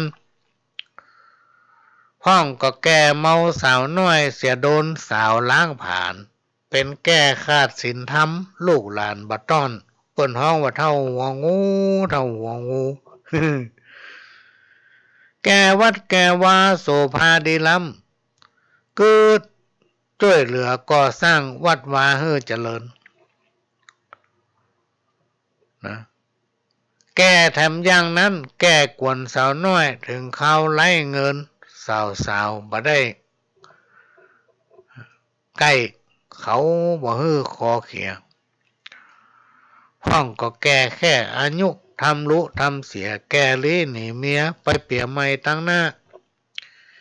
แก่อย่างนี้มันจังสิบหายเขาจุเสียเงินบ่ได้อายแถมบ่น้อยแกมันเอาการจักสารเกี่ยวก้อยเงินทองมาคอยปลดเลอะแกลงละครนั่งนอนตึกมึกดูม่วนใจเล่นกิเลสนำจักไฟฮักผสมพ่องก็แก่เฮ็ดลมใจกันบ่ได้อ้วนเฮ็ดลมแก่นี่เอาแจ่น้ำนะพี่น้องตั้งแต่ฟังเล่ามาใส่แกงแค่เอามาใส่แกงข้าวคั่วหมอกป่านี่ อันนี้อร่อยการที่ครูบาอาจารย์เพิ่นกล่าวไว้พี่น้องตั้งแต่ฟังก็เดี๋ยวถ้าถึงเวลาก็จะมาเล่าให้ฟังวันนี้เป็นวันเสาร์พี่น้องท่านผู้ฟังเป็นวันโกนวันพวกนี้เป็นวันพระวันอาทิตย์จะงดรายการพี่น้องท่านผู้ฟังเพราะทางสถานีมีรายการในช่วงเทศกาลเข้าพรรษาเนี่ยเพราะฉะนั้นวันพวกนี้ไม่ได้ป้ากันเนอะขณะนี้พี่น้องท่านผู้ฟังก็กำลังรับฟังรายการสาระสปะร้อยอันปันเรื่องจากสถานีวิทยุกระจายเสียงพระพุทธศาสนาแห่งชาติและสังคมขึ้นเพื่อการศึกษาพุทธศาสนาและวัฒนธรรม FM 104.50 เมกะเฮิรตซ์วัดฝ่ายหินตั้งอยู่ตำบลสุเทพอำเภอเมืองจังหวัดเชียงใหม่และก็ได้รับการอนุเคราะห์เมตตาจากท่านผู้อำนวยการสถานีวิทยุล้านนาเชียงใหม่ขอกราบขอบพระคุณท่านผู้อำนวยการสถานีวิทยุล้านนาเชียงใหม่เป็นอย่างสูงและก็ได้รับการอนุเคราะห์เมตตาจากท่านผู้อำนวยการสถานีวิทยุพัฒนาคุณภาพชีวิต 92.25 วัดหลวงพระแดงมหาวิหารสถานีวิทยุ FM 98.75 ขึ้นธรรมะของชุมชนบ้านห้วยตองซักตำบลขวงเปาอำเภอจอมทองจังหวัดเชียงใหม่สถานีวิทยุมนต์เสียงธรรม 106.25 วัดบูพารามอำเภอแม่แจ่มจังหวัดเชียงใหม่พี่น้องท่านผู้ฟังสามารถรับฟังรายการนี้ตั้งแต่เวลา 4 โมงไปถึง 6 โมงแมลงทุกวันเสาร์พี่น้องท่านผู้ฟังดำเนินรายการโดยก้าวกับผมพ่อหลวงสว่างธาตุอินจันทร์ประธานเครือข่ายกองทุนแม่ของแผ่นดินจังหวัดเชียงใหม่และ8จังหวัดภาคเหนือรองประธานศูนย์ประสานงานกองทุนแม่ของแผ่นดินแห่งชาติประธานคณะที่ปรึกษาผู้ตรวจราชการภาคประชาชนด้านต่างๆจังหวัดเชียงใหม่ก็มาพบปะพี่น้องท่านผู้ฟังนำเอาสาระจากประสบการณ์พ่องจากการเรียนรู้จากการได้ยินได้ฟังครูบาอาจารย์พูดจำไว้กับมาเพื่อพี่น้องท่านผู้ฟังได้รับฟังกันก็ยินดีจะมอบให้พี่น้องท่านผู้ฟังช่วงนี้ก็ยังว่านะไวรัสโควิดหรือโรค5เนี่ยมาลงมากินบ้านกินเมืองเดือดร้อนกันถึงโลกพี่น้องท่านผู้ฟังทุกประเทศมีปัญหาอย่างเฮาเนี่ยเพราะฉะนั้นก็ต้องระมัดระวังตัวเก่าประจำเป็นก็อยู่บ้านไม่ต้องไปไหนเวลาไปนั่นไปนี่ก็ใส่แมสเนี่ยเข้าที่คนหลายๆแท้ๆนะมีความจำเป็นที่ต้องไปกันย่างหายใจสักกำ เพราะว่ามีคนไลน์มาบอกเนาะพ่อหลวงถ้าเอาไปที่คนหลายๆน้อยเงี้ยได้ใส่ผ้าเป็นหูดำก็อีกกันย่างหายใจใครเนาะ ผู้ใดก่อกรรมก็ทำชั่วหยาบบาปหนานักบ่รู้จักทำดีเพื่อชีวิตสร้างแต่บาปเวรกรรม หันไผผู้ใดทำดีก็มองเป็นเรื่องพิษอุปมาเหมือนคนตาบอดเบาปัญญาอันศีลธรรมนำคนฮื้อปนต่างผิดหู้จักคิดหู้จักทำหู้สำนึกอันศัตรูหมู่คนพาลมักจะคอยทำกรอกกิ้งดังลิงลอก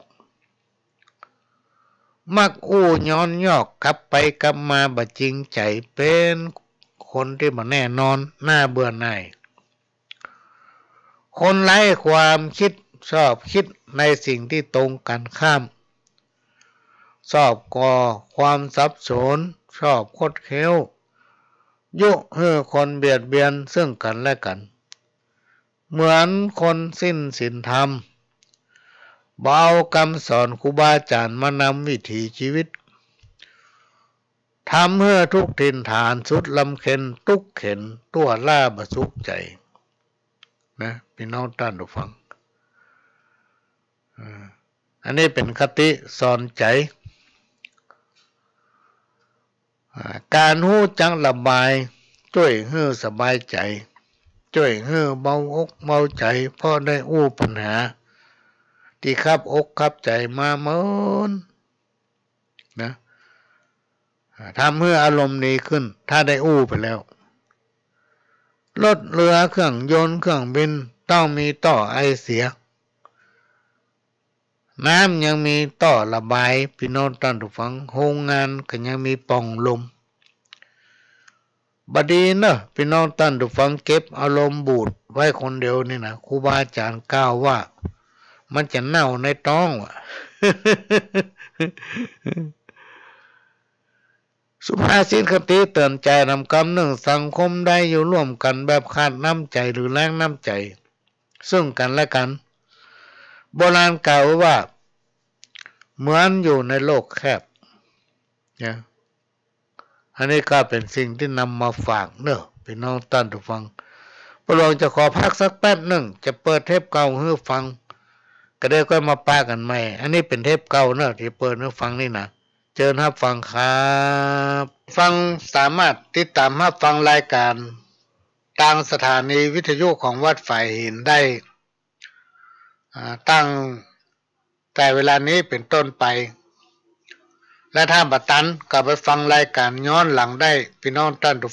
ฟังรายการย้อนหลังซึ่งทางสถานีนั้น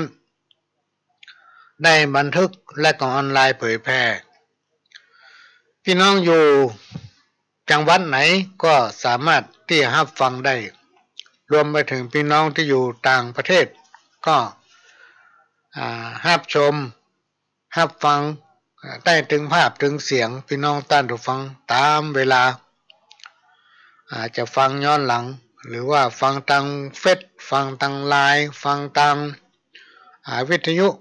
ได้หมดพี่น้องท่านผู้ฟังทั่วโลกก็จะได้นำเอาสาระสปะมาเล่าสู่กันฟังเป็นการเปลี่ยนบรรยากาศช่วงนี้บ่ได้รับข้าว ก็มีคนโทรถามมาหลายท่านหลายคนพี่น้องท่านผู้ฟังมีอยู่ปีหนึ่งที่มีเจ้าภาพรับเป็นเจ้าภาพซื้อวิทยุเพิ่นก็ว่าซื้อนักหลายเครื่อง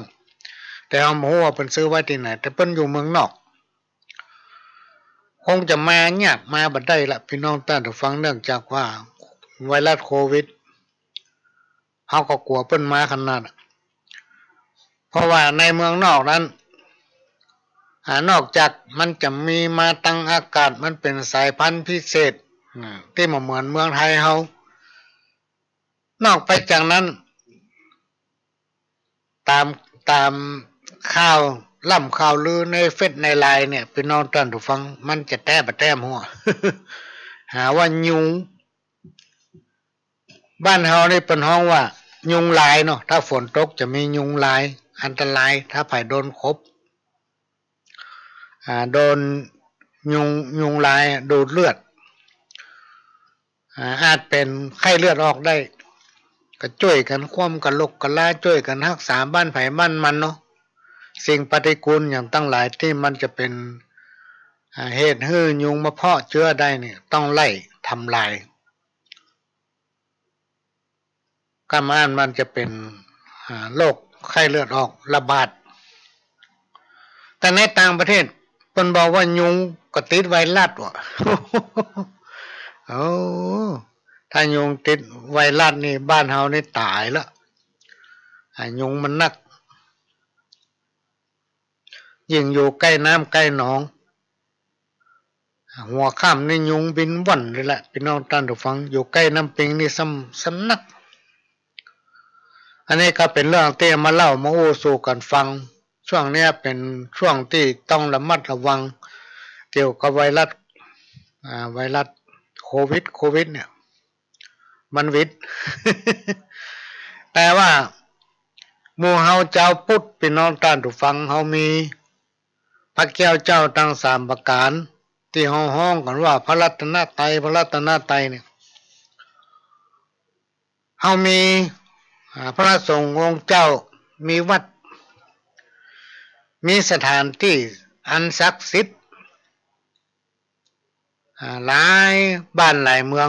ทุกบ้านทุกเมืองจะมีสถานที่อันศักดิ์สิทธิ์ที่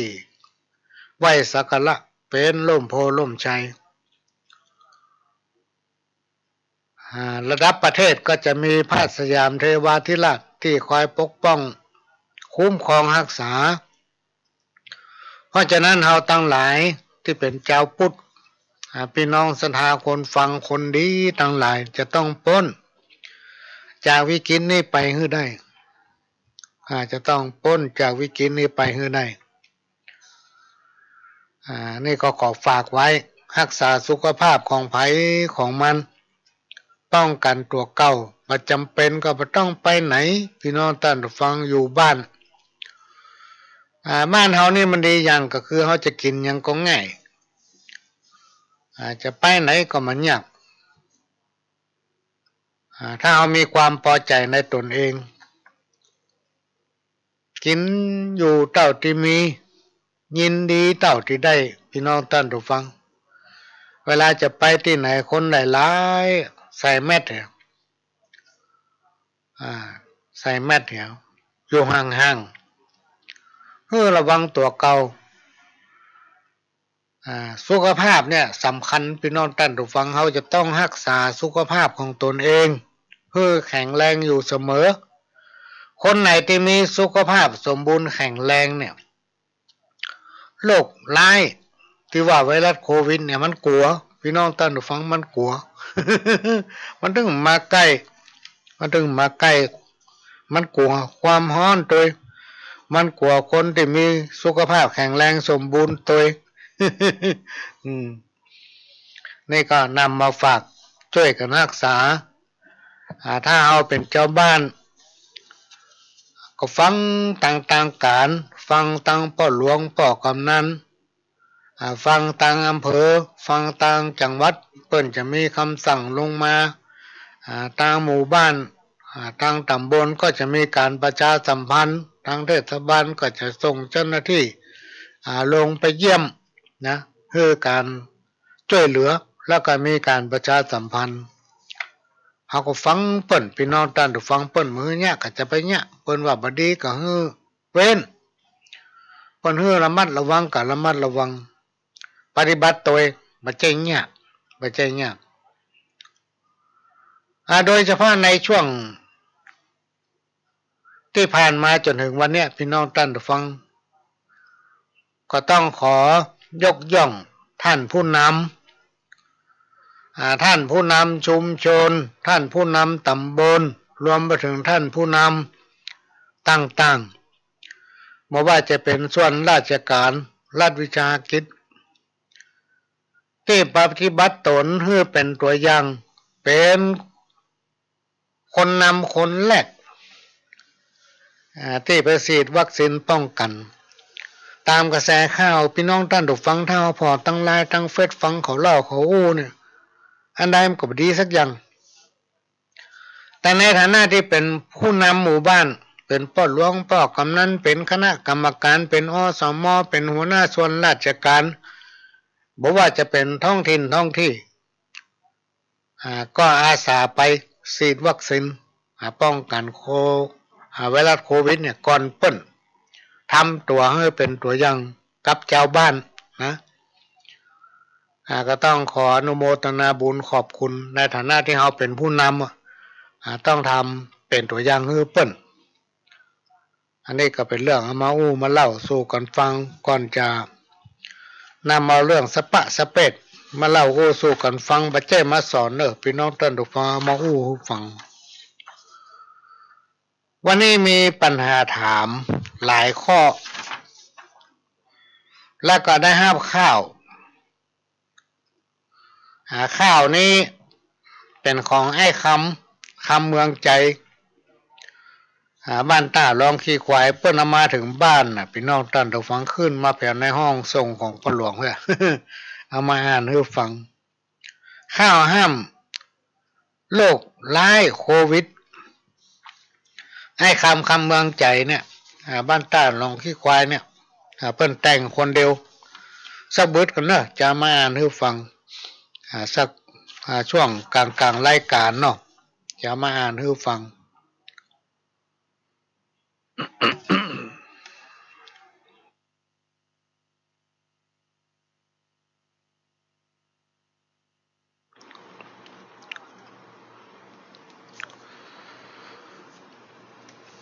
ไผ่ซ้อหากำตะลำผูกมัดกำนั้นจักตอบสายปลายลูนบ่เมินแน่แล้วบ่มีหายศูนย์ไผ่สร้างผลบุญนั้นจักได้ตอบแท่งไผ่ละพระธรรมกำจักกันแกล้งโดยตามหอยไข่คบอันนี้เป็นกรรมเก่าพี่น้องท่านผู้ฟังคือไผ่ซ้อหากรรมถลำผูกมัดถลำเข้าไปยุ่งเกี่ยวกับกรรมเพราะว่านี่มันบดีเฮาสนใจถือว่าตัวเองดีอย่างตัวเองแน่อย่างทำไปเลยๆในที่สุดปลายลูนกรรมนั้นจังมาตอบไส้มันมาตอบไส้เหมือนกับมีน้อยเขียนต้นตาลพี่น้องท่านผู้ฟังมันตอบจะได้มันทำให้เฮาหม่นอกหม่นใจบ่ให้มีสตุ้งสตางค์เกิดหารายได้ตังใดก็บ่จวบบ่ปะเนาะ ยิ่งคนมาแยกการทำงานพี่น้องท่านผู้ฟังหวังว่าจะได้ไปหน้าวันที่1ก็ได้วันที่16ก็ได้ เป็นทุกข์กังวลอยู่หั่นตลอดเพราะเอาไปซ้อหากรรมนะไปซ้อหากรรมในยุคปัจจุบันเนี่ยพี่น้องท่านผู้ฟังไปซ้อกินเปิ้นบ่ได้เนี่ยบ่ตึงบ่ได้มันมีแล้วในยุคปัจจุบันเนี่ยคนมันตันกันหมดละพี่น้องท่านผู้ฟังมันสมกับกรรมก่อที่เปิ้นว่าเนี่ยไปซ้อหากรรมถลำผูกมัดกรรมนั้นจังมาตอบไส้ปลายลูนมันตึงบ่เมินแน่แล้วบ่มีหายศูนย์ไผสร้างผลบุญนั้นได้ตอบแท่งถ้าไผละพระธรรมคือละความดีพี่น้องท่านผู้ฟังพระธรรมนี่หมายถึงความดีงามธรรมะเป็นคำสั่งสอนองค์พระสัมมาสัมพุทธเจ้านั้นมีพร้อมทุกอย่างเลยพี่น้องท่านผู้ฟังดีพร้อมนี่หมายถึงว่าความดีงามถ้าไผ่ทำนำปฏิบัติมาแจ้ว่าคนที่เนี่ยมันปฏิบัติได้กันมันแน่กันมาแจ้พี่น้องท่านผู้ฟังก็ไปตามเนื้อผ้าไปตามเนื้อผ้าเนี่ยถ้าไผ่ละพระธรรม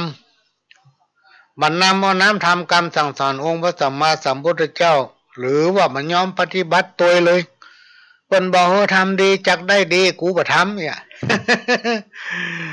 ทำบ่ดีจะได้บ่ดีลองพอมันเนาะมันจะแน่มอกใดนะ คนประเภทเนี้ยพี่น้องท่านผู้ฟังกรรมจักกันแกล้งมันตัวเหมือนเงาตัวเฮาเนี่ยมาบ่ได้จังหวะบ่ได้ถ้าเกณฑ์ชะตาเฮาลงมาได้ระวังไว้เตอะ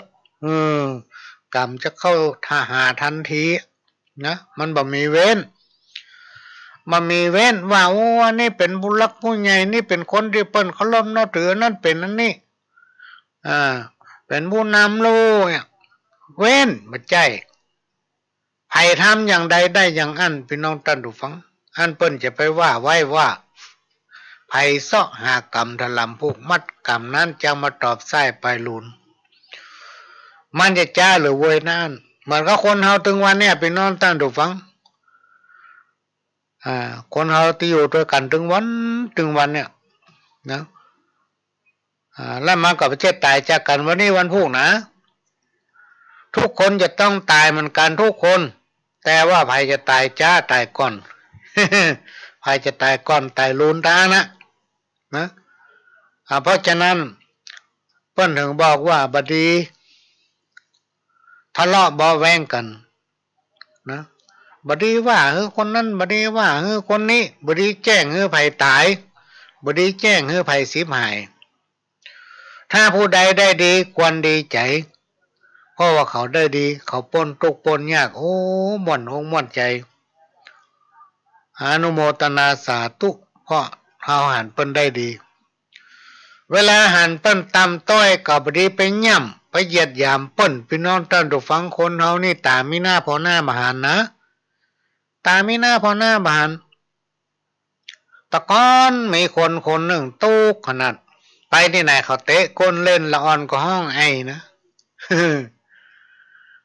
อยู่มาทำมาเมินถูกหวยรางวัลที่1แจ็คพอตเริ่มซ้ำไปที่ไหนห้องปอเลี้ยงเมื่อมีนะตุกยากนี่ไผถึงพอหน้าพอเป็นดีขึ้นมาน้อยไปที่ไหนเปิ้นก็ห้องปอเลี้ยง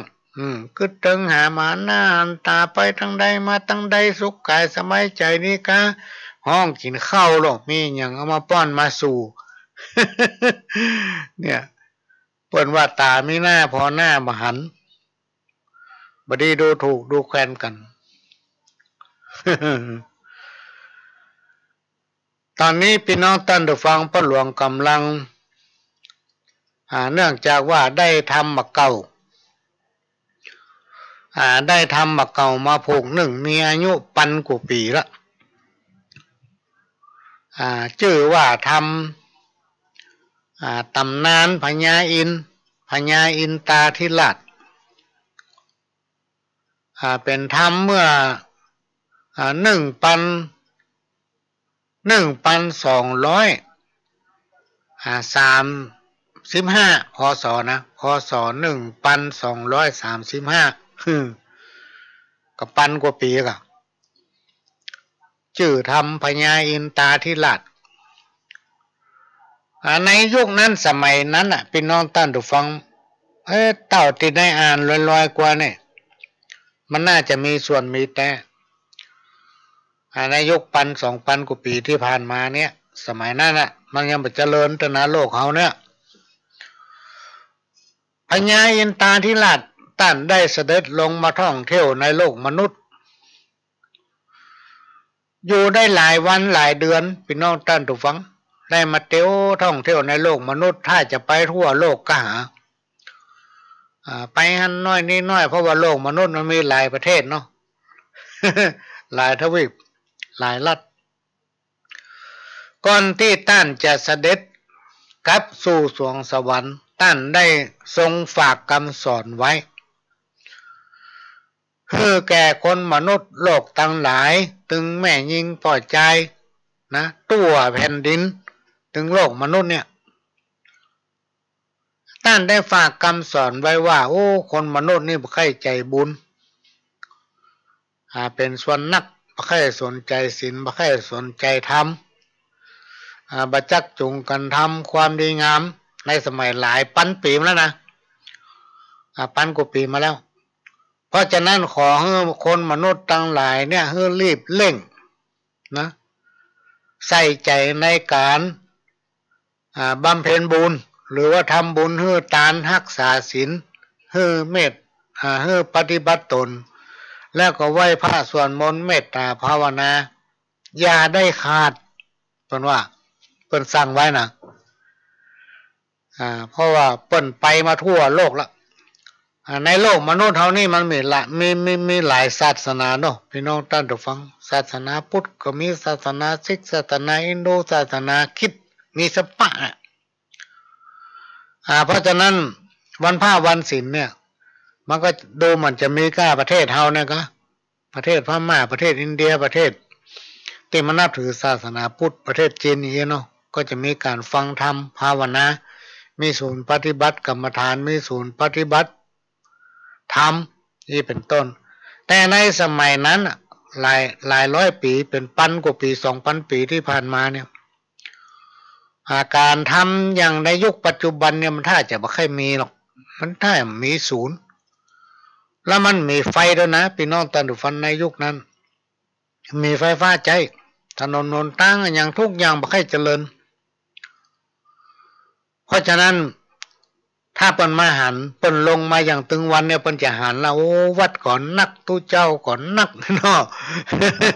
เหมือนกับครูบาอาจารย์ของเปิ้นหลวงเนี่ยเปิ้นไปเทศที่ไหนเปิ้นว่าแล้วโอ้ไปที่ไหนปะกับตู้เจ้าขนไปสักวันสัก10 ล้อเนี่ยเอารถ10 ล้อไปขนสัก10 เที่ยวใครบะเสี่ยงนี่เนาะครูบาอาจารย์เปิ้นว่านะถ้าพญาอินทร์ลงมาในช่วงเนี่ยเปิ้นจะหันโอ้วัดก่อนนักตู้เจ้าก่อนนักศูนย์ปฏิบัติธรรมก่อนนักครูบาก่อนนัก ผู้ฮู้ก่อนนักคนดีก่อนนักเปิ้นก็ไทยม่วนอกม่วนใจเนาะแต่ว่าสมัยพันกว่าปีมาเนี่ยเฮาหมู่เฮาบ่ทันหันเปิ้นก็เลยบอกว่าให้ปฏิบัติศีลและให้มันเจริญเมตตาภาวนานักเพราะว่าในวันตายหน้าเนี่ยเข้าของเงินคำแก้วแหวนเข้าเปลือกเข้าสารจักแปงจักเขียมจักหายากก็คือมาปัจจุบันเนี่ยพี่น้องท่านผู้ฟังมาอย่างถึงวันเนี่ยช่วงนี้เป็นเดือน8เนาะ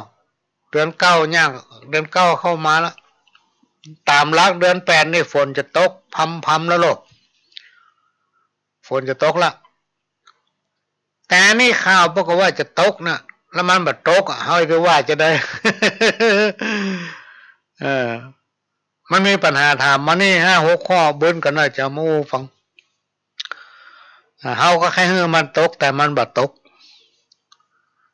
เนี่ยมันก็จะทำให้ข้าวสารในปีหน้าเนี่ยแปลงกันละพ่ออย่างพ่อฝนบ่ตกต้องตามฤดูกาลหน้าเปิ้นหญ้าให้ดำนาหว่านกล้าปลูกข้าวฝนบ่ตกอ่ะ เปิ้นดำนาอย่างเสร็จเรียบร้อยแต่งมาตกเหมือนกูปีที่ผ่านมาไปท่วมกล้าท่วมเข้าบนตายหมด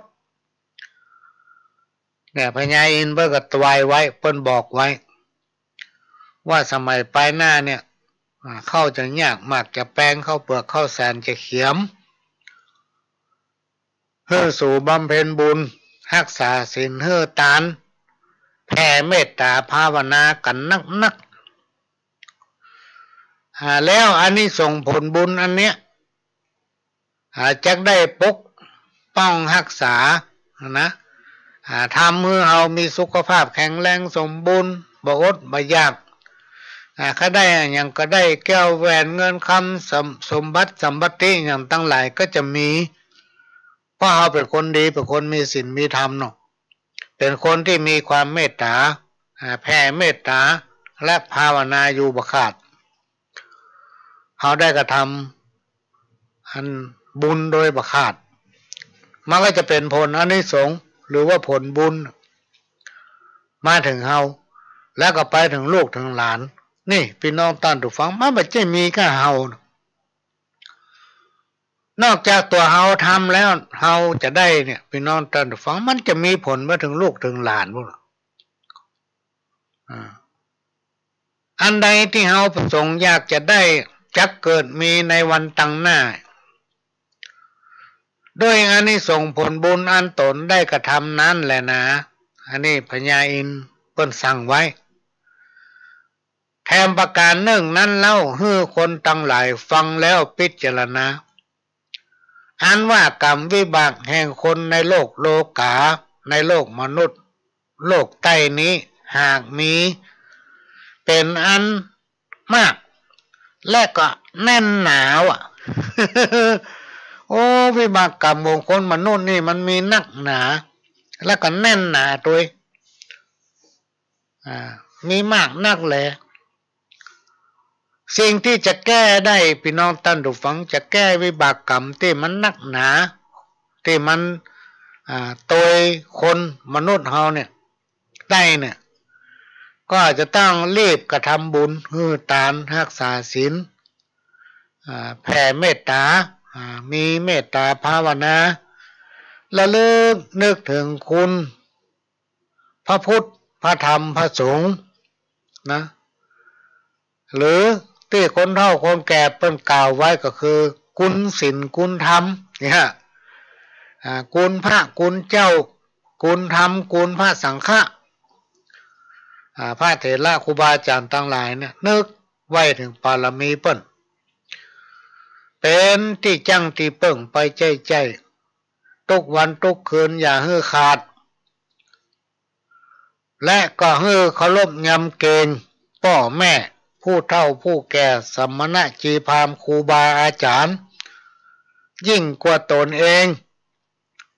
อันนี้เป็นสั่งไว้อีนะพี่น้องท่านผู้ฟัง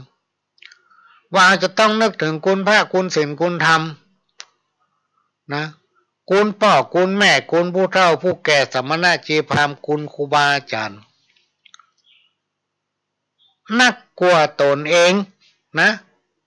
ก็แสดงว่าในอนาคตเนี่ยพี่น้องท่านผู้ฟังคนเฮาเนี่ยมันลืมตัวหันแก้ตัวนึกถึงตัวก่อนเปิ้นคนอื่นลืมแม้กระทั่งพ่อแม่ครูบาอาจารย์ลืมแม้กระทั่งผู้เฒ่าผู้แก่ผู้ที่เพื่อการอนุเคราะห์ค้ำจุนช่วยเหลือเฮาแสดงว่าเปิ้นฮู้ละว่าโอ้ต่อไปนะคนทั้งหลายเนี่ยมันจะบ่ยำเก่งพ่อแม่จะบ่ยำเก่งผู้เฒ่าผู้แก่จะบ่ยำเก่งสมณะจีพราหมณ์และก็ครูบาอาจารย์เพราะมันจะเมาตัวเก่ายกย่องตัวเก่าถือว่าตัวกูนี่แน่ตัวกูนี่ดีตัวกูนี่เก่งข้ามหัวคนเฒ่าคนแก่ข้ามหัวสมณะจีพราหมณ์บ่เคารพนับถือไผคนอย่างเงี้ยพี่น้องท่านผู้ฟังจักเกิดมีในภายหน้าอันนี้เปิ้นอู้ไว้เมื่อสมัยพันกว่าปีมาแล้วนะกูอินตาจักกล่าวไว้ในอนาคตภายหน้าจักบังเกิดโรคภัยและภัยพิบัติใหญ่จักมีคนตายด้วยโรคอุบัติจักตายด้วยโรคเลือดลงเลือดลากหากเป็นเลือดตายเป็นเลือดข้างด้วยโรคคนจะล้มตายตึงโลกนะพี่น้องท่านฟังตึงโลกเขาแนะนำใจกับบ้านเฮานะ คนจะล้มตายเป็นหมื่นเป็นพันเป็นแสนว่าพี่น้องท่านฟังตึงโลกเนี่ยนะตึงโลกมนุษย์เนี่ยคนในโลกมนุษย์จักตายด้วยโรคเป็นหมื่นเป็นแสนในอนาคตวันภายหน้านะแล้วต่อไปเนี่ยพี่น้องท่านผู้ฟังต่อไปเนี่ยมาได้หมหัวพญาเอ็นเปิ้นกล่าวไว้ก่อนที่เปิ้นจะเสด็จกลับสวงสวรรค์ในช่วงที่เปิ้นมาเที่ยวท่องเที่ยวไม่เอาในโลกมนุษย์เปิ้นกล่าวไว้ว่าจนช่วงสุดท้ายพี่น้องท่านผู้ฟังคนมันก็เหลือมันนักเลยเพราะโลกมันล้างไปหมดโลกมันจะมีตนบุญว่าพี่น้องท่านผู้ฟังจังมาเกิดในโลกมนุษย์เขาเนี่ยแล้วจะมาโปรดคนมนุษย์ในกลุ่มที่เหลือค้างอยู่ยังโลกมนุษย์เนี่ยนะเพิ่นจะมาโปรดจะมาแนะนำให้ว่าควรปฏิบัติอย่างใดพ่องเนี่ย อันนี้กำลังก้อนกำลังเล่ากำลังแต่งไม่ใช่กำลังแต่งกำลังลอกคัดออกมาได้ทีอ่ะก็กล่าวว่าถ้าแล้วเสร็จแล้วก็จะส่งมอบมันเป็นธรรมของวัดหลวงอ้อเนี่ย เจ้าอาวาสวัดหลวงอ้อเพื่อเอาไปเทศน์ให้พี่น้องศรัทธาฟังในวันเข้าพรรษา ก็เคยฟังมาเนอะไม่ต้องเสี่ยงสักบาทมาฟังธรรมพวกนี้ซึ่งในธรรมพวกนี้เปิ้นเขียนกำกับไว้สร้างมา1,235 ปีพศนะก็มาคัดออกมามันเป็นตัวเมืองใบลานเนาะก็คัดออกมาเป็นตัวไทยแล้วจะส่งให้ต่างวัดเอาเทศน์เพื่อศรัทธาฟังมันยาวพี่น้องท่านต้องฟังนักขนาดยาวเป็นคำสอนลักษณะกรรมตำนานเนี่ยเพิ่นได้สั่งไว้ว่าแง่งั้นทำอย่างนี้ก็จะมาอ่านเอาส่งให้ต่างวัดก็ได้เทศน์ให้พี่น้องศรัทธาฟังว่าครั้งหนึ่งเมื่อ1,000 กว่าปี2,000 กว่าปีผ่านมาเนี่ยหลายร้อยปีผ่านมาเนี่ยมีพญาอินทราเสด็จลงมาท่องในโลกมนุษย์แล้วเป็นสั่งไว้อย่างใดพ้องก็มีในธรรมพวกนี้พี่น้องท่านผู้ฟังเดี๋ยวจะมาอ่านให้ฟังเนอะประเด็นนี้กำลังคัดอยู่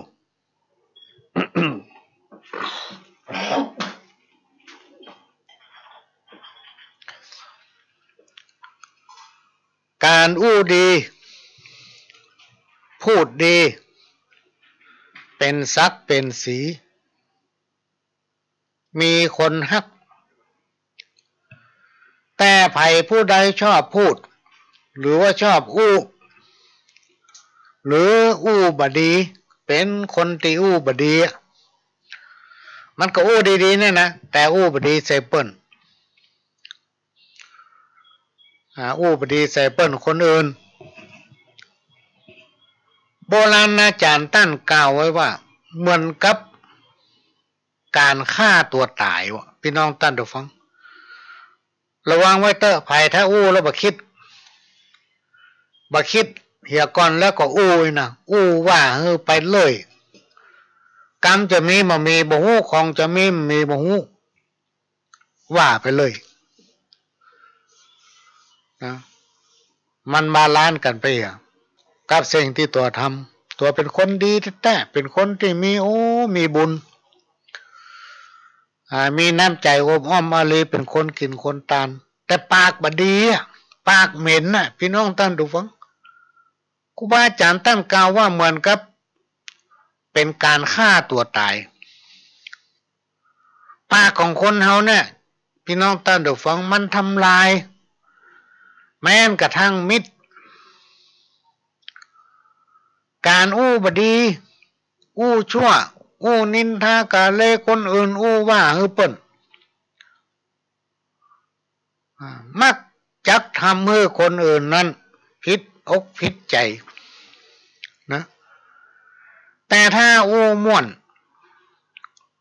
อู้แต่สิ่งดีๆไผได้ยินได้ฟังก็ม่วนอกม่วนใจหวานติดหูบ่หูหายแม้นว่ามันจะแสนเจ็บก็ยังแค้นคายเหมือนกรรมอู้บดีมันตรงกันข้ามพี่น้องท่านผู้ฟังคนเฮาจะเจริญหรือบ่เจริญอยู่ที่ปากจะทุกข์จะยากก็อยู่ที่ปากจะทำอะไรอย่างประสบความสำเร็จหรือว่าบ่ประสบความสำเร็จก็อยู่ที่ปาก ระวังไว้เถอะอยู่ที่ปากอันนี้ก็มาฝากไว้เนอะพี่น้องท่านผู้ฟังพระเจ้ามาสอนนะปากของคนเฮานั้นมันมีอำนาจปากของคนเฮานั้นมันมีบทบาทต่อความสำเร็จกรรมอู้ของคนเฮานั้นมีอิทธิพลเป็นอย่างมากนะกรรมอู้ของคนเฮานั้นมีอิทธิพลเป็นอย่างมาก ในการติดต่อประสานงานในการติดต่องานด้านสังคมทำธุรกิจภารกิจอย่างกูยังอ่ะพี่น้องท่านดูฟังงานยังมาที่หลังมันอยู่ที่ปากเขานี่มันจะดีบ่ดีอยู่ที่ปากอันนี้ก็เป็นกรรมที่คนเฒ่าคนแก่ครูบาอาจารย์เพิ่นแต่งแต้มเขียนไว้ก็มาเล่ามาอู้ฟังก็จะเอาคำถามมีคนถามมาพี่น้องท่านผู้ฟัง ในช่วงเนี้ยประหลวงประล่ำไปไหนนอกจากว่าไปธุระและช่วงอาทิตย์ที่ผ่านมาเนี่ย2-3 วันมาเนี่ยโทรศัพท์บดี โทรศัพท์รู้มันดีแต่ว่ามันเสียมันรู้ก็เมื่อปีที่ผ่านมาเนี่ยพี่น้องท่านผู้ฟังประหลวงไปซื้อโทรศัพท์จากผู้แทนร้านตุ้งข้าวตอกเป็นตัวแทนของ